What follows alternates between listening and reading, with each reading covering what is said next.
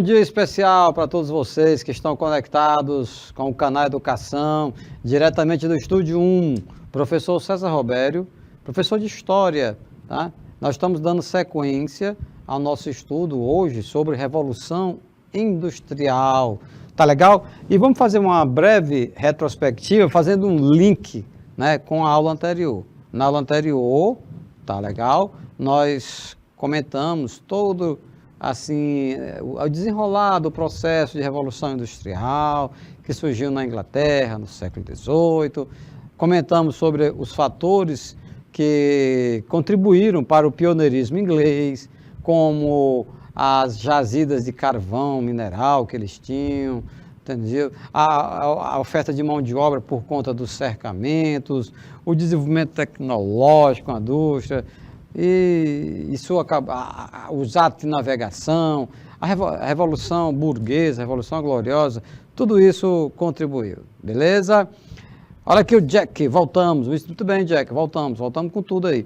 Mas assim, fazendo um link com a aula anterior, nós destacamos essas diferenças, antes e depois da Revolução Industrial. Rapidinho, vamos lá, isso aqui é só para fazer um link, né, com a aula anterior. Antes da Revolução Industrial, olha essa imagem. Essa imagem tem várias informações. Primeiro, o artesão, ele não está trabalhando para ninguém. Ele não é empregado de ninguém. Entendeu? Segundo, ele está na casa dele. Olha que a esposa está aí do lado, as crianças estão brincando, né? Ele que decide que hora que ele começa a trabalhar, que hora que ele termina. Se ele acordar e dizer, meu bem, para a mulher dele, meu bem, hoje eu não vou trabalhar não, estou indisposto, enfim. Ele é quem controla. Entendeu? Terceiro, observe que não tem máquinas. Não tem máquinas. Assim, esse professor, está aqui um TA. Não, isso aí não caracteriza uma máquina, meu irmão. Né? A máquina é uma estrutura maior, tem mais tecnologia. Né? Aí um TA é de madeira. Não tem máquina de madeira. Tá certo? Quarto, nessa fase artesanal, a habilidade de cada um era muito importante. Os talentos, a criatividade. Você procurava um cara desse porque ele sabia que o tecido que ele fabricava era de qualidade, era coisa bem feita, era para durar, né? Então, isso é algo que tem que ser lembrado, tá certo? Bom, vamos agora para outra foto, não é outra foto, porque na primeira é uma imagem, né? Agora vamos sim para a fotografia com a Revolução Industrial. Pegando esses quatro aspectos que eu comentei há pouco, em relação à fase do artesanato ou da manufatura, o que é que diz a Revolução Industrial? Primeiro, observe que essas operárias são empregadas, elas são funcionárias, tá legal? Não são elas quem controlam a vida delas, não, né? Elas prestam, devem satisfação a alguém, tem que entregar aquele produto que ela foi contratada para fabricar, tá legal? Segunda característica. Na segunda característica, nós temos o quê? Não estão na casa dela, elas estão numa fábrica, né? Não é a mesma coisa, né? Não é a questão da comodidade do artesão, tá? É um outro aspecto a ser destacado. Terceiro, você está vendo máquinas, aí sim tem máquina, né? Na fase do artesão não tem máquina, tá bom? E o quarto aspecto, a questão do talento, né, a questão da habilidade de cada um, que o artesão era valorizado, prestigiado pelos seus talentos, né, pela sua criatividade, entendeu? Já na indústria ninguém quer saber se essas senhoras que estão operando as máquinas, se elas estão talentosas ou não, criativas ou não, elas têm que aprender a movimentar essas manivelas, né, esses botões, os pedais das máquinas que elas estão operando. Tá legal? Então, feito essas comparações aí, né? E a questão do tempo. Meu amigo, a partir da Revolução Industrial, seremos escravos do relógio. Temos a hora para iniciar, a hora que pode terminar. Como eu falei há pouco, o nosso amigo artesão, esse da primeira imagem, né? Ele define a hora que ele vai começar a trabalhar e a hora que ele vai terminar. Define até se ele vai trabalhar naquele dia. Ele pode muito bem dizer, não, hoje eu não vou, não estou afim, não vou não. Mas agora, na segunda imagem, na fotografia, essas operárias, elas não decidem, né, a hora que elas elas vão chegar a seu bel prazer, a hora que vão embora. Não, elas têm uma hora certa para chegar, a hora certa para sair.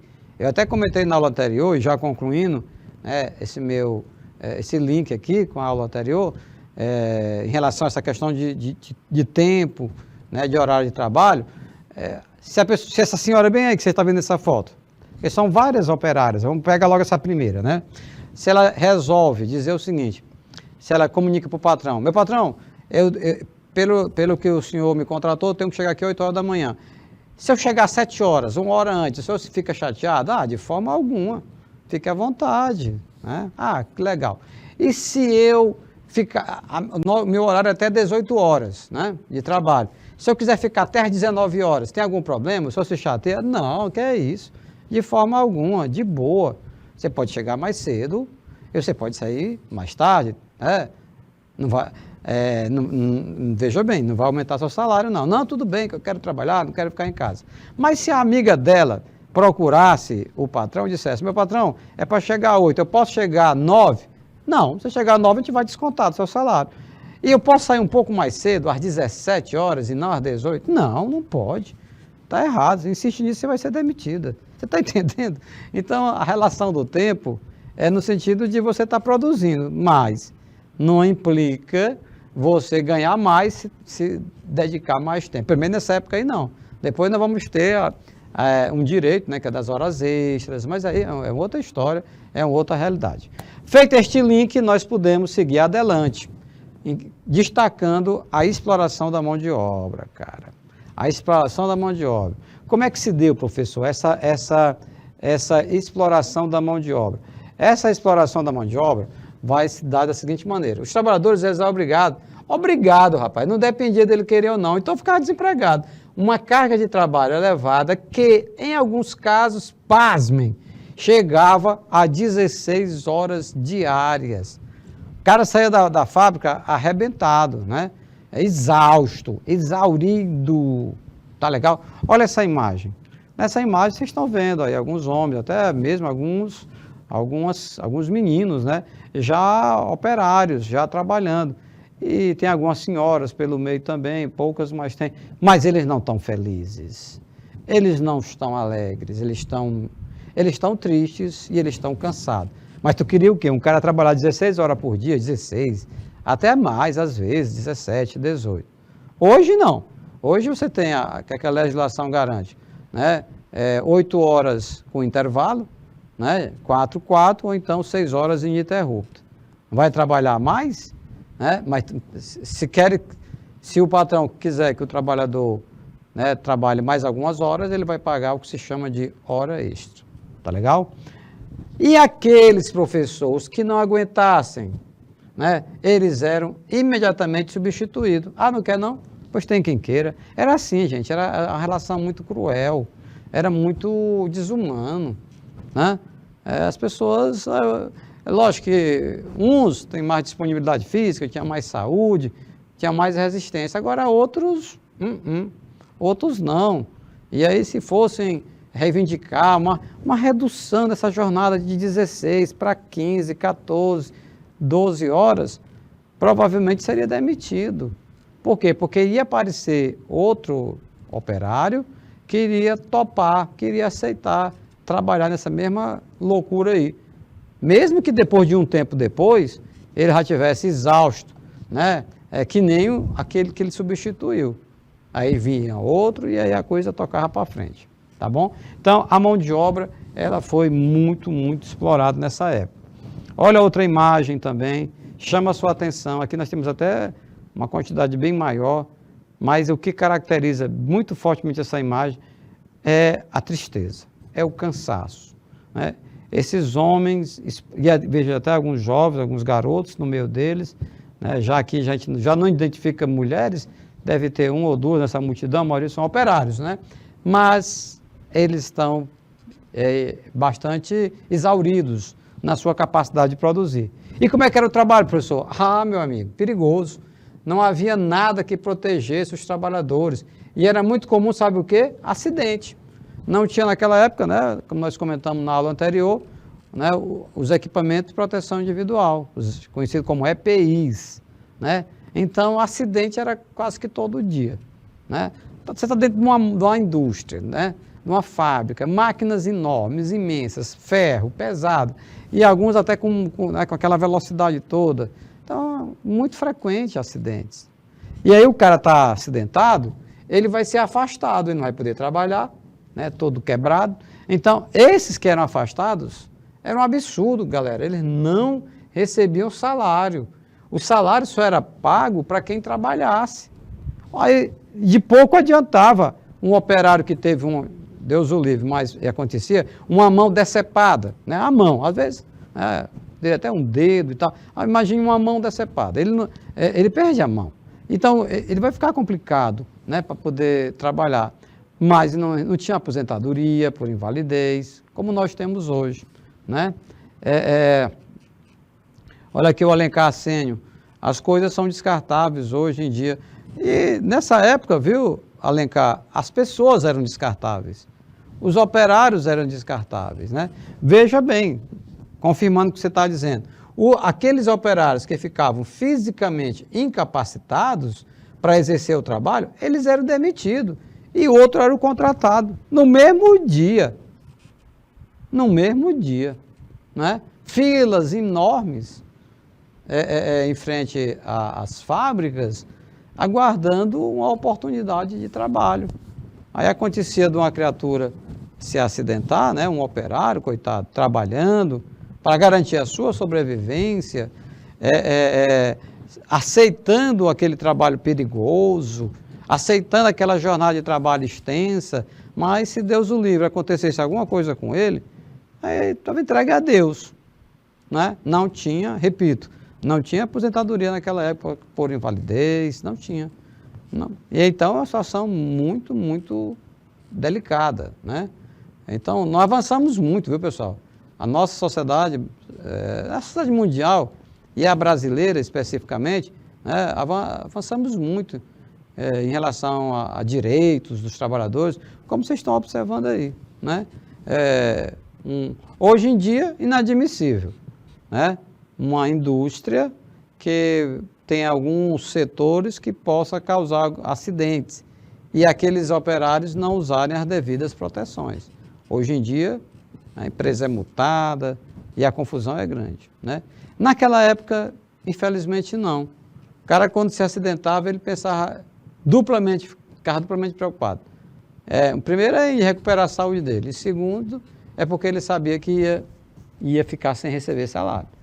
Não se pagava salário a quem não trabalhasse. Tá legal? Olha o caso das férias.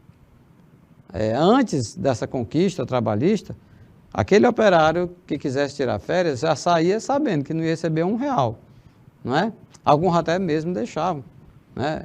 Vou entrar de férias para quê? Aí como é que eu vou pagar as contas? Vai ficar viajando e as contas aí todas encalhadas, tá certo?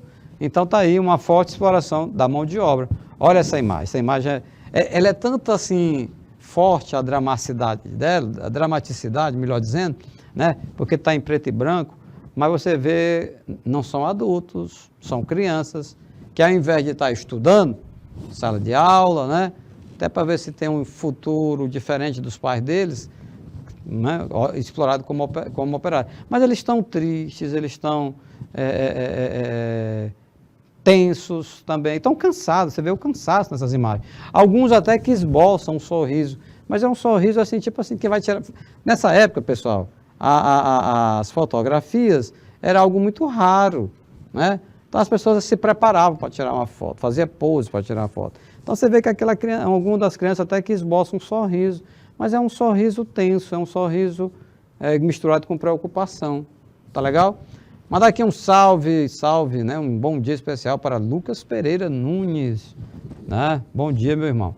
Bom, mulheres e crianças também trabalhavam e seus salários eram pelo menos 50% menores do que o dos homens adultos. Então, essas crianças que vocês estão vendo, né, na sua tela, elas faziam o mesmo trabalho dos adultos e ganhavam metade.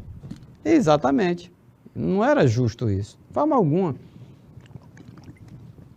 Porque você tem que lembrar, pessoal, que na fábrica, para operar uma máquina, você não tem que ter força física para apertar um botão, gerar uma manivela, né? Não necessariamente. Isso possibilita que o mesmo serviço que um homem faz, uma mulher faça e uma criança faça. Agora, a criança não era para estar, era aí. Por quê? Porque ela não está no local que criança tem que estar, que é na escola. Tá certo? E um alô especial também para o professor Adilson, meu amigo, meu colega de trabalho, né? Professor Adilson, né? É um bom dia mais que especial. Tá certo? Na sequência, retornando para cá, então, muitos patrões preferiam contratar somente mulheres e crianças. Por quê? Olha a maldade, gente. Além do salário ser menor, mulheres e crianças eram mais sujeitas a obedecerem. Olha a perversidade. Olha a perversidade, meu amigo, minha amiga, veja bem. Contratava duplamente. Contratava com duplos interesses. Primeiro, pagar menos, 50% a menos. E segundo, eles observavam que mulheres e crianças não reclamavam muito, não reclamavam de jeito nenhum, estavam mais sujeitas a obedecer. Eram mais fragilizadas, eram mais vulneráveis. Tá legal? Então, pessoal, na sequência, nós vamos seguir aqui com a organização sindical, né? Porque esses operários, eles vão começar a se organizarem para reivindicar direitos, né? Para não aceitarem mais essa exploração. Olha essa imagem aqui, que é uma imagem de uma grande manifestação, né? Bandeiras, cartazes. A extrema exploração dos trabalhadores fez com que eles se mobilizassem em prol de melhorias na sua situação. Que melhorias são essas? Uma redução na jornada de trabalho, um aumento do salário, né? Equipamentos de proteção individual, né? Para se proteger de acidentes. Então, são melhorias, né? Porque a situação não estava boa, né? Não estava boa. Olha aqui o Jack dizendo, as mulheres e crianças são obrigadas a trabalhar. Obrigada sim, Jack, para complementar o orçamento doméstico, né? Foi dito antes que os salários eram irrisórios, né? Então, o que o esposo ganhava era insuficiente para bancar a alimentação, né, da casa, compra de remédios, pagamento do aluguel, entendeu? Então, vejamos que houve um envolvimento de todos na família, nas indústrias, do pai, da mãe e das crianças. Voltando para nosso comentário sobre a organização sindical, né? Então, foram criadas as organizações de trabalhadores, conhecidas no Brasil como sindicatos e na Inglaterra como trade unions. Sindicatos. Então, os trabalhadores, eles passam a se organizar, a se mobilizar, a reivindicar direitos. E essa reivindicação, pessoal, ela acaba acontecendo, sabe o quê? Ela acaba, por esses direitos não serem atendidos, via de regra não eram, né? Porque esses direitos sendo atendidos vai resultar em quê? Redução no lucro dos patrões, galera. Porque se o cara vai pagar mais salário, diminui o lucro, né? Se ele reduz a jornada de trabalho, diminui o lucro dele. Ele só pensava no lucro, os patrões, né? Só pensavam nos lucros. Tá legal? As maiores reivindicações dos trabalhadores eram melhoria no salário e redução na carga de trabalho. Né? Essas eram as campeãs das reivindicações, né, dos operários ingleses. Tanto reajustar o salário, como também, ou seja, um aumentava, outro pediu que diminuísse, né? Eles reivindicavam, eles pressionavam para que o salário fosse aumentado. Valor, né? Em relação à jornada de trabalho, que fosse reduzida. Então, seria dois movimentos contrários, né? Contrários que vocês estão observando, vinculado à organização sindical. É nesse contexto, meus queridos, minhas queridas, alunos, que vai surgir o ludismo. Professor, nunca ouvi falar, pois aprenda. Entre 1811 e 1816, né, esse movimento, conhecido como ludista, ficou marcado pela mobilização de trabalhadores para invadir fábricas e destruir as máquinas. Olha essa gravura, né? Um grupo, né, de operários com machados, destruindo os teares, as máquinas, né? É como se essas máquinas fossem culpadas, né? Pelo desemprego deles, por eles estarem ganhando baixo salário. Não é que fosse culpada, mas tinha uma relação direta, tinha, né? Porque com a máquina acabou gerando desemprego. Agora, não se resolvia nada baixando a marreta, o machado nas máquinas, por favor, né? Não era assim. Então, esse movimento ludista, ele ficou caracterizado, né, exatamente por esses atos de violência, de destruição de máquinas, né? Os adeptos do ludismo, eles acreditavam que as máquinas estavam roubando os empregos dos homens e assim justifica a necessidade dessas máquinas serem destruídas, né? Ora mais, batendo aqui uma real com vocês, a máquina, as máquinas sendo destruídas, isso não ia gerar emprego, não. Não, porque o que o cara fazia? Não ia, não. Porque o que o cara fazia? Ele acabava comprando outra máquina, né? Mandando fazer outra e pronto. E substituía a máquina. E o cara, e aí o cara continuava desempregado. Ele tinha que encontrar alternativas, né? Uma forma de operar essas máquinas, por exemplo, né? Porque, além de não conseguir emprego, além de não resolver o problema do desemprego, ainda tinha a repressão das autoridades inglesas, né? Foi duríssima. Acabou que o movimento teve uma atuação muito curta, né? Então, eles atuaram como vândalos, né? Vamos dizer assim. Gente, mas assim, tira essa palavra vândalo. Na verdade, eles agiram pelo desespero. Tá certo? A forma de a gente interpretar. Pai de família, filhos passando necessidade, fome, miséria, né? E de repente ele é demitido com esse argumento que o patrão comprou uma máquina que substituiu 10 operários. Ele, no ato de desespero, ele pega um machado, como vocês estão vendo aí, ele e outros, e partem para destruir as máquinas. Não resolve. Não é dessa forma, né? Ainda teve que enfrentar a polícia, né? Muitos foram presos. Mas é preciso que vocês entendam o contexto em que surgiu o ludismo. Grave bem isso, ludismo, tá? Dizem que tinha uma das lideranças chamada Lund, daí o nome ludismo. E o cartismo, o que foi? O cartismo, por sua vez, surgiu na década de 1830 e mobilizou trabalhadores para lutar por direitos trabalhistas e também por direito político. Aqui sim. Aí tem mais rumo.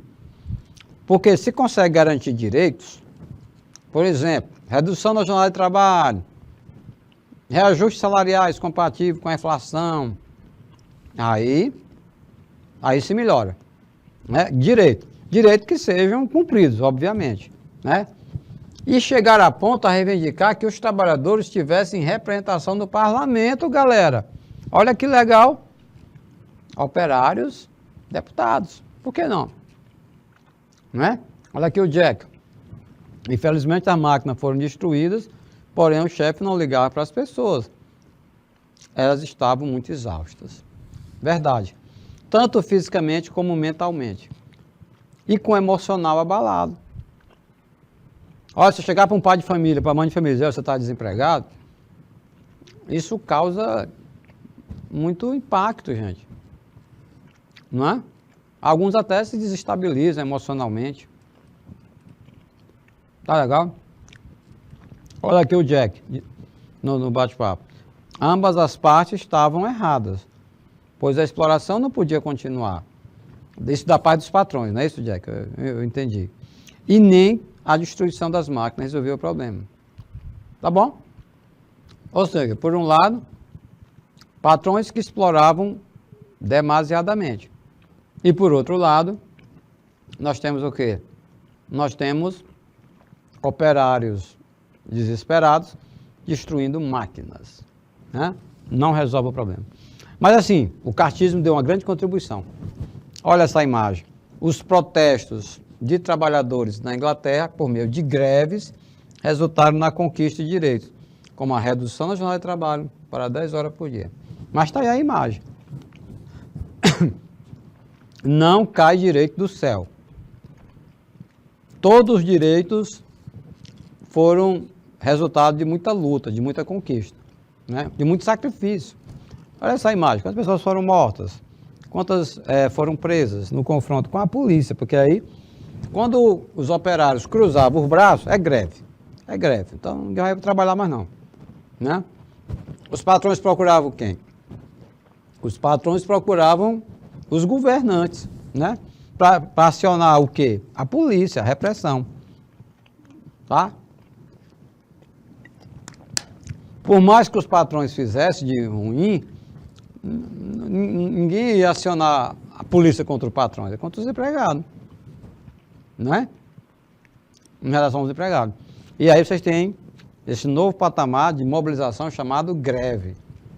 Greve. Porque o patrão, ele sentia no bolso, né, os industriais. Os caras parando de fabricar, né, o lucro vai diminuir, porque não vai mais vender. Tá legal? Então tá aí, muita repressão, muita polícia.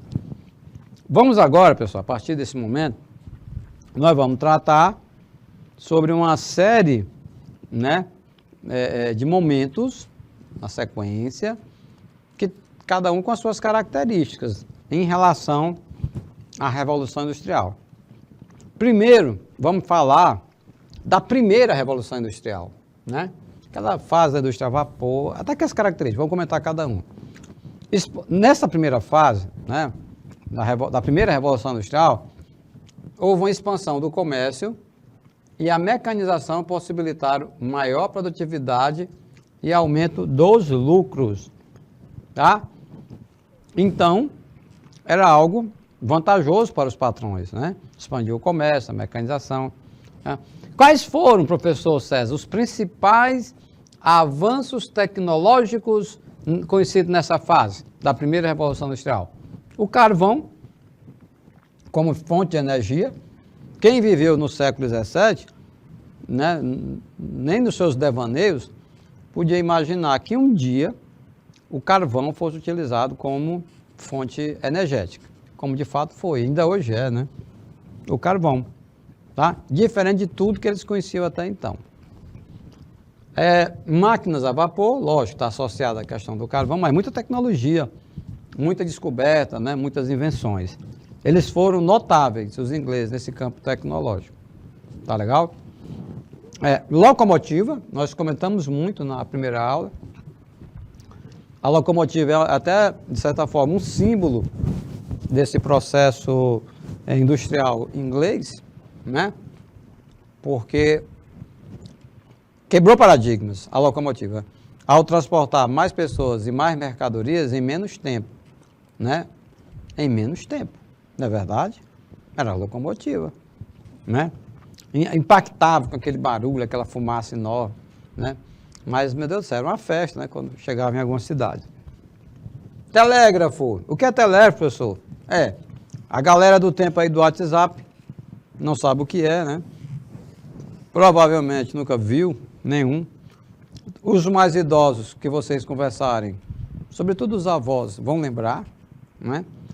Mas em tempo de WhatsApp, de Instagram, de Facebook, fica difícil entender que existiu essa peçazinha, essa máquina, né? Não chega a ser uma máquina, essa ferramenta, né, de comunicação, tá?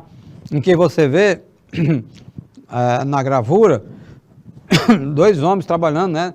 Tinha uns prédios de telégrafo onde as pessoas iam para mandar carta, para receber carta, ou telegramas, melhor dizendo, que é uma caixinha rápida, né? Então vejam vocês que o telégrafo foi revolucionário.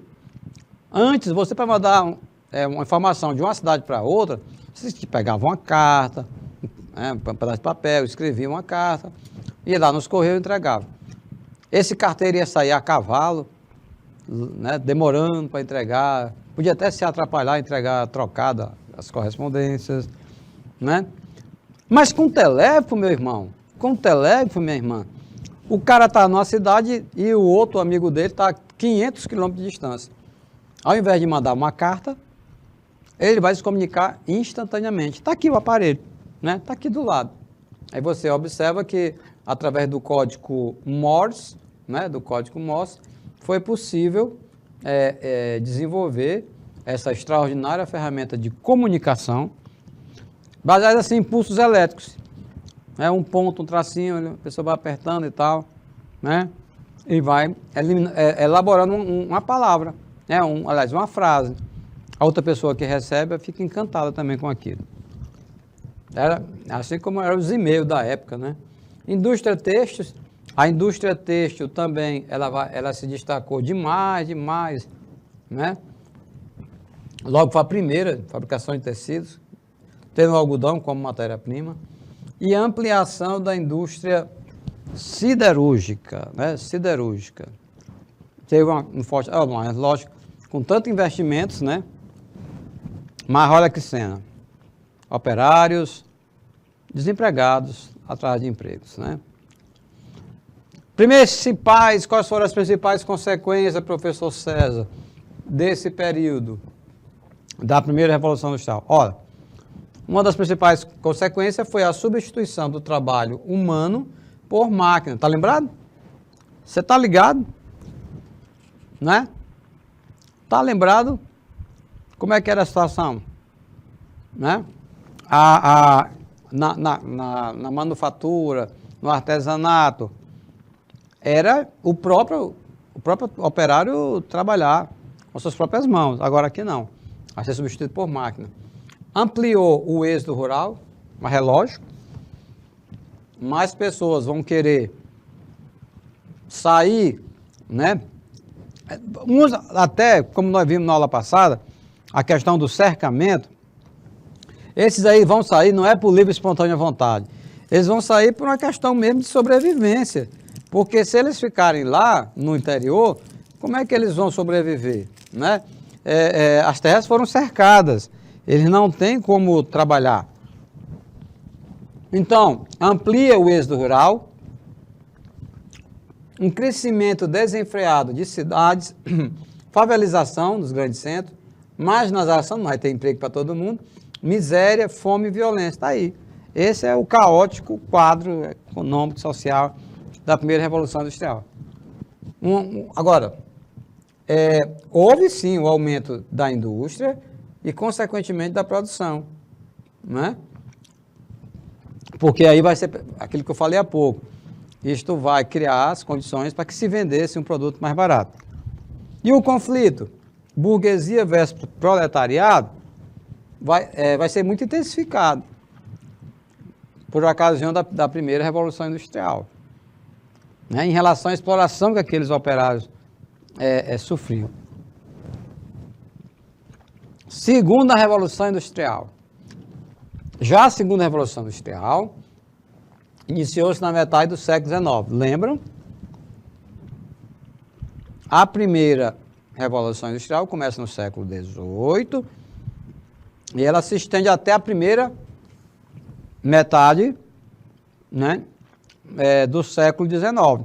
Porque da segunda metade do século XIX até o início do século XX acontece a segunda Revolução Industrial. Findou-se na Segunda Guerra, né? Depois de 1945.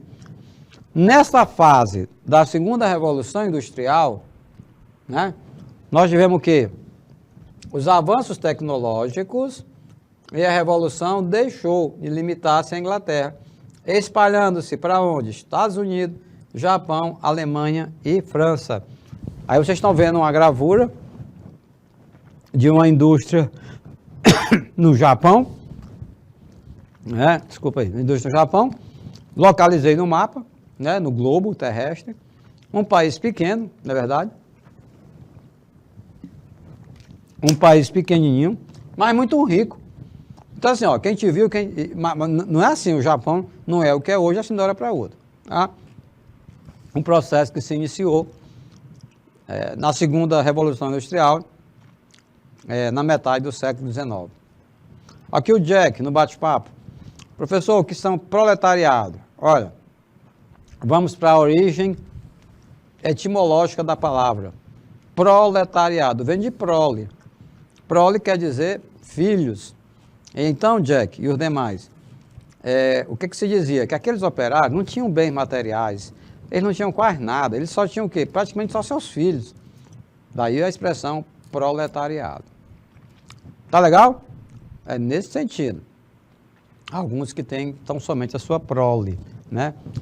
Seus filhos, sua família. Nessa segunda Revolução Industrial, pessoal, nós vamos ter uma outra fase do capitalismo. Lembram? Quando nós estudamos expansão marítima europeia, é a fase do capitalismo comercial. Né? O lance era comprar barato e vender caro, para dar muito lucro. Na sequência, tivemos, século XVIII, né?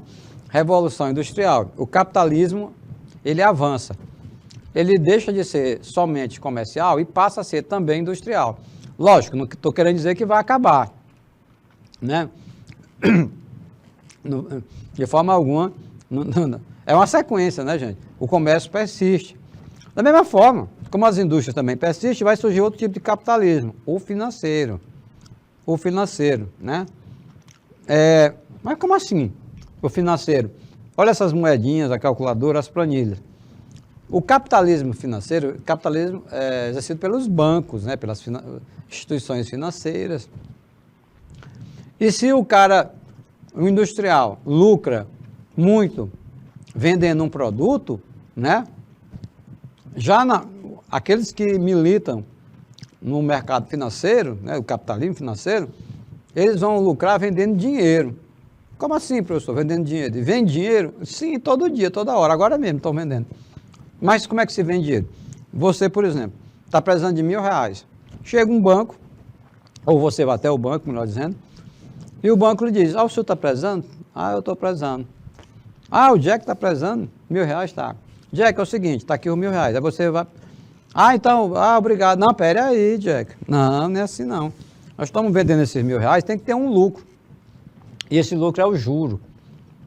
Daqui um mês, o senhor deve nos entregar 1.200. Porque o juro aqui é 20%. Mas está muito caro. Mas as regras são essas, enfim. O senhor se adequa ou não. Capitalismo financeiro vai vender dinheiro, através de empréstimo. E vai ganhar e vai obter os juros, o lucro através de juros, né, que eles cobram. Tá legal? Então não vendem assim uma mercadoria, não vendem produto e acabam vendendo dinheiro.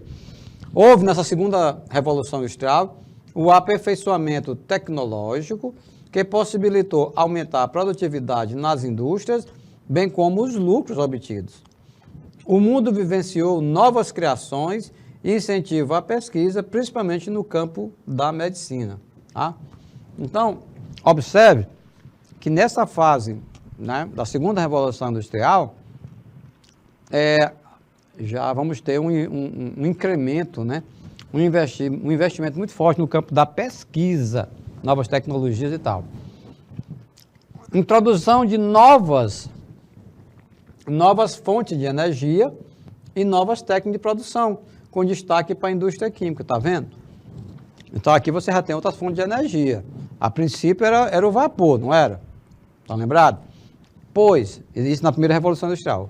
Então, na segunda Revolução Industrial, o uso da eletricidade do petróleo possibilitou a substituição do vapor. Olha, o vapor, ele teve a sua importância, né? Teve essa importância. Né? Foram os pioneiros, né? A indústria a vapor, a tecnologia, a máquina a vapor foi pioneira. Agora, meu irmão, minha irmã, é aquela coisa, aquela fumaça, aquele barulho, isso também incomodava.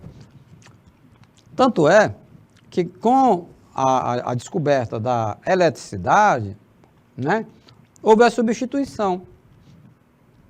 daquelas máquinas movidas a energia a vapor para máquinas elétricas. Olha essa imagem.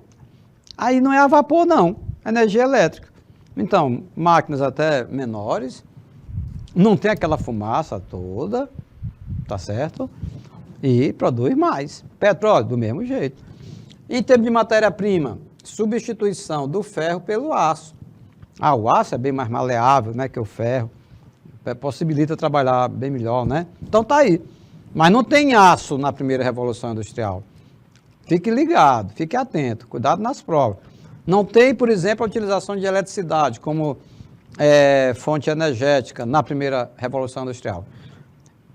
Tanto a eletricidade como os derivados do petróleo, a utilização do aço são características da segunda revolução industrial, pessoal.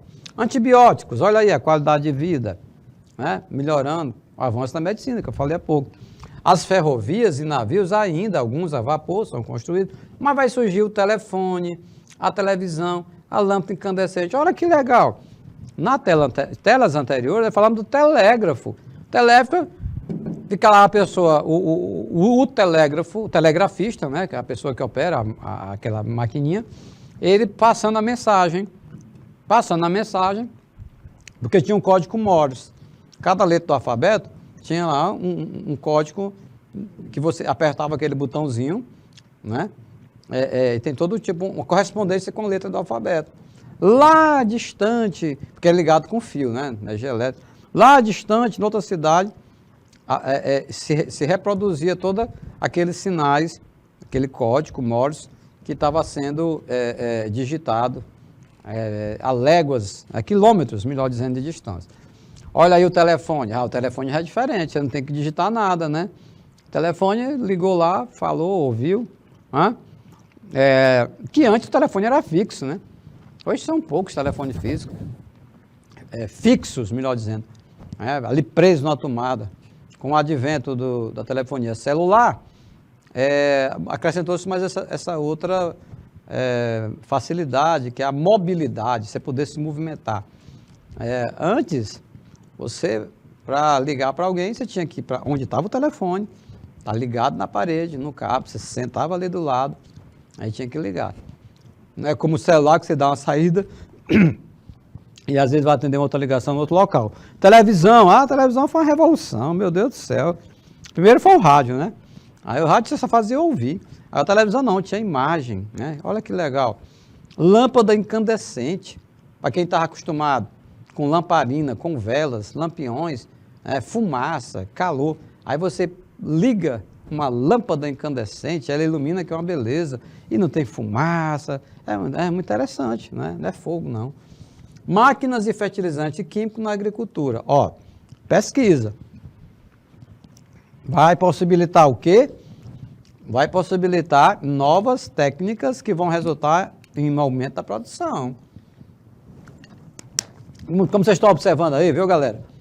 A questão dos investimentos em pesquisa nas universidades era muito focado, né, no desenvolvimento de novas máquinas, novas tecnologias, né, que possibilitasse maior produção. Maior produção, em menos tempo e com menos mão de obra. O Fordismo, há pouco o Jack Souza falou, né, o Fordismo, criado por Henry Ford, Estados Unidos, né, onde ele instalou a primeira linha de produção de automóveis no ano de 1914. Olha essa imagem. Uma linha de produção. Tinha uma esteira, então eles botavam lá o chassi do carro e a esteira ia passando, né? Não é a esteira que ia passando, a esteira se movimentando, né? Aquela estrutura do carro, o chassi.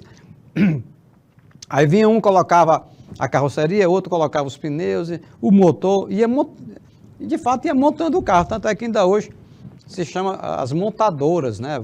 As grandes, né? Volkswagen, a Fiat, enfim, são montadoras, vão montando, né? Eles compram essas peças e vão montando, né? Então, pessoal, a linha de montagem, a linha de produção foi uma grande ideia desse industrial, Ford. Ele começou com o carro, mas depois foi implantado, né, em outros produtos também, né? Isso começou em 1914, no início do século XX. É um sistema de produção em massa com linha de produção. Então, cada cara fazendo uma parte especificamente, acabava ganhando tempo, né? Produzindo mais. Tornou esses produtos acessíveis ao mercado consumidor em massa, na medida em que reduziu o custo. Então, o automóvel desse, está vendo na sua tela, antes da linha de montagem, eles eram bem mais caros, né? Era muito mais lento, né? Para poder produzir. Houve um grande avanço. Olha aí, Jack, o nosso amigo Charlie Chaplin, né? Aqui foi um filme, né, que ele fez, Tempos Modernos. É uma espécie de denúncia. Esse operário, ele, olha aí, sendo... Isso não é lugar de ficar um ser humano, né, no meio dessas engrenagens, isso é perigoso. O que é que ele quis dizer? O filme é interessante. Você pode acessar até pelo YouTube, depois, quando terminar a aula. Então, ele fica assim, perturbado, a mente dele, coxando parafusos. Então, jornada de trabalhos longas, né? Uma situação muito tensa e perigosa, né? Ele está correndo perigo, né? Lógico, isso aqui é um filme, né? Ele é um ator, um operário não vai ficar no meio dessas engrenagens para ser estraçalhado, né? Então vamos lá, principais consequências da segunda revolução industrial: o aumento da produção em massa e em curto espaço de tempo, ou seja, a humanidade ficou impactada, né? Em relação àquela mudança de paradigma. De repente, eles estavam conseguindo produzir mais e num espaço menor, né, de tempo. Houve avanço no transporte, nas telecomunicações, né, nos veículos. Já tinha falado das telecomunicações, do telefone, né, surgimento de grandes cidades e com elas grandes problemas de ordem social, desemprego, né, violência, tá bom? Desemprego e maior disponibilidade de mão de obra barata. O cara está desempregado, então ele vai se sujeitar, né, aqueles valores de salário que não eram justos, na verdade não eram justos. Houve avanço no setor da saúde que possibilitaram melhorias na qualidade de vida da população, né? Então, assim, a primeira revolução industrial, ela foi muito pesada, viu, gente? Muita exploração de mulheres, crianças, operários e tal. Já na segunda revolução industrial, não é querendo dizer que não teve exploração, claro que teve, mas houve alguns avanços no setor da saúde, né, novos medicamentos, né, que possibilitou aí uma certa melhoria da qualidade de vida. Vamos agora para a terceira revolução industrial. Iniciou-se na metade do século XX e ficou conhecido também como Revolução Técnico-Científica. A principal mudança está associada ao desenvolvimento tecnológico. A industrialização, nesse momento, espalhou-se pelo mundo, tá vendo? Primeira fase, Inglaterra. Segunda fase, tem aí, o restante da Europa, Estados Unidos, Japão. Já essa terceira fase se expande pelo resto do mundo, inclusive chega no Brasil, né? Na época era Vargas, tá bom? Ok, o Jack, recomendando que todos assistam o filme Tempos Modernos, Charles Darwin. Muito legal mesmo. Olha essa imagem. Cadê os operários, meu povo? Cadê os seres humanos? Nada. Você está vendo braços mecânicos, né? Que soldam, que aparafusam, que serram, que lixam. Aí um braço mecânico desse é um robô, né? Programado no computador. Não adoece, não tira férias, não exige aumento salarial. Olha que legal, vírgula. Porque numa cena dessa, outrora você iria ver vários operários trabalhando, como você viu no slide anterior. Mas aqui não. Essa terceira revolução industrial, segunda metade do século XX, né? É uma revolução técnico-científica. Também houve, nessa terceira revolução industrial, um aperfeiçoamento, né, das inovações na área da robótica, da genética, das telecomunicações, da eletrônica, do transporte e infraestrutura, tá legal? Então, grandes avanços nessas áreas, né? Mais, uma tecnologia mais fina, né? Muito mais exigente, inclusive, em termos de conhecimento. Se intensifica um processo que ficou conhecido como globalização. Por quê? Porque aí as empresas, nesse momento, da terceira revolução industrial, o mundo está conectado, o mundo está ligado, né? E de repente você tem uma empresa ela foi fundada nos Estados Unidos, mas que vai comprar a fábrica de tênis, que vai comprar matéria-prima em Taiwan, né? Vai comprar da China e vai montar esses tênis na Coreia. Então, a globalização. E vai vender para o Brasil, para a América Latina, como um todo. Tá legal? A tecnologia possibilitou a transmissão de informações instantaneamente, ultrapassando tanto obstáculo físico como culturais e sociedade. Basta você lembrar aí, né, das redes sociais, entendeu? Que vamos citar nomes, você sabe quais são. Eles acabam o quê? As informações são transmitidas instantaneamente. Permite até fazer transmissões ao vivo, imagens, som, vídeo. Tá legal? Isso ultrapassou o quê? Não tem mais obstáculo físico nenhum, nem obstáculo cultural, e muito menos social. Às vezes você chega na periferia de uma grande cidade, se você for pensar, né, que as pessoas ali não estão conectadas, lê do engano. Também no campo, no meio rural. Não, já chegou lá, já faz algum tempo. A galera está conectada também. Conversando com um parente que está lá em São Paulo. Rapaz, quem nasceu primeiro, para não dizer quem é mais velho, tá? Não gosto dessa expressão. Quem nasceu primeiro, lembra. Se você que está assistindo essa aula, eu acho que você não chegou nem a ver, mas converse com seu pai, com a sua mãe, principalmente com o seu avô. Se estiver morando na zona rural, como é que funcionava? Tinha lá uma casinha que tinha um telefone, né? E tinha uma pessoa responsável, ou então tinha um orelhão, depois montaram os orelhões, né? Meu irmão, às vezes tinha fila, né, determinado dia, final de semana, para falar com os parentes que moravam em outros estados, São Paulo, Brasília, Rio de Janeiro, porque só tinha um aparelho, né? Aparelho fixo, ou orelhão, ou então tinha ali uma telefonista, né, para prestar esse serviço.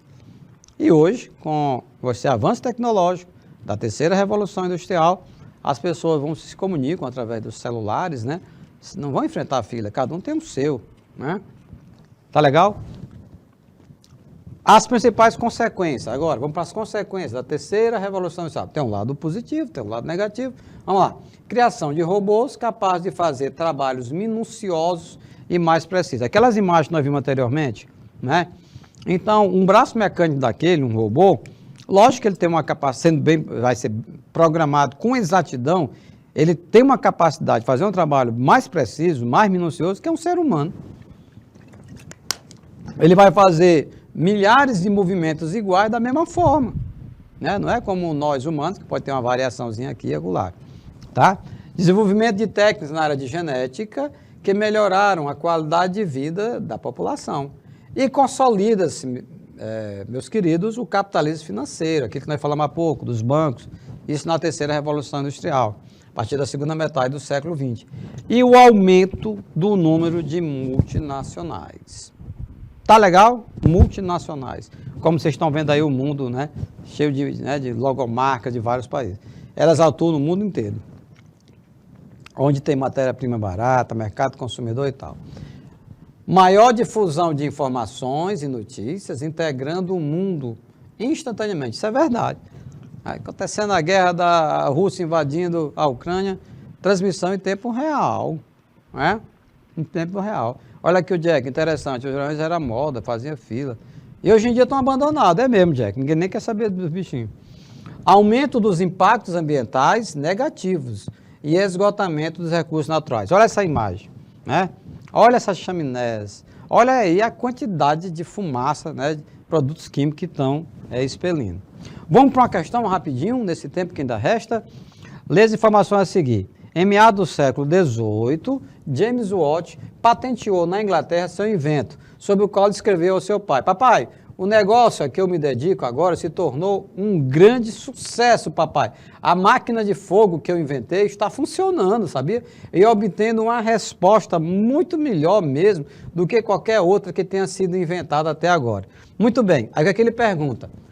a revolução histórica relacionada ao texto, a fonte primária de energia utilizada em tal máquina e a consequência ambiental do seu uso são, respectivamente. Galera, quando você topar com a questão que tenha esse respectivamente, você tem que marcar a alternativa, né, que tenha aquelas informações naquela sequência lá. Qual é o respectivamente? Olha, nós vamos ter nessas 5 alternativas informações que vai ter uma vírgulazinha que ele quer saber qual é a revolução histórica que o James Watt está vinculado, qual é a fonte primária de energia elétrica, fonte primária de energia utilizada e, por último, a consequência ambiental, ok? Vamos lá, vamos analisar as alternativas. Será que é a Revolução Puritana? Não é. James Watt, você já sabe, é a energia, é a Revolução Industrial, né? O James Watt. Então, não é Revolução Puritana, não é gloriosa, porque a Revolução Puritana e gloriosa, galera, são revoluções políticas, não são revoluções econômicas, tecnológicas, que foi a Revolução Industrial que o James Watt está inserido. Então, nessa questão, nós iríamos ficar em dúvida ou na alternativa A, não é? Ou então na alternativa E, porque fala em Revolução Industrial. Aí sim, aí cabe o cara, né? Aí cabe o James Watt. É a revolução que está relacionada com ele, Revolução Industrial. Nem é puritana e nem é gloriosa, porque puritana e gloriosa marca o quê? A ascensão da burguesia ao poder. Vamos lá. Agora, a primeira revolução histórica é a Revolução Industrial. Agora vamos para a segunda. A segunda é a fonte primária de energia utilizada, não é respectivamente? Olha aqui as fontes primárias. Olha as fontes primárias. Na alternativa D, fala gás natural. E na alternativa E, carvão mineral. E aí, qual a alternativa correta? É a E, pessoal. Porque eu vou fazer o seguinte, olha, carvão mineral está errado. Agora,